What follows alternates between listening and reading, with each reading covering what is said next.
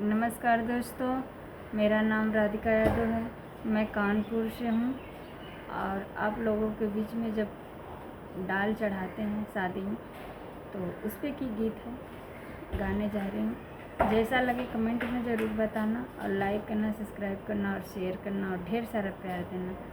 Thank you दोस्तों।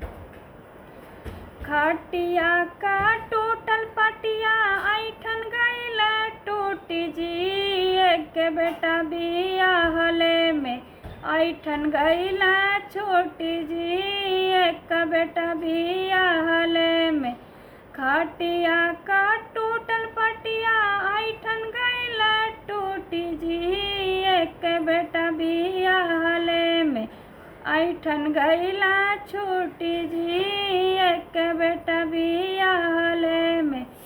बहसता रहला समधी हारवा चढ़ाई जी, एक बेटा बियाहले ऐठन गईला टूटी जी, एक बेटा बियाहले में।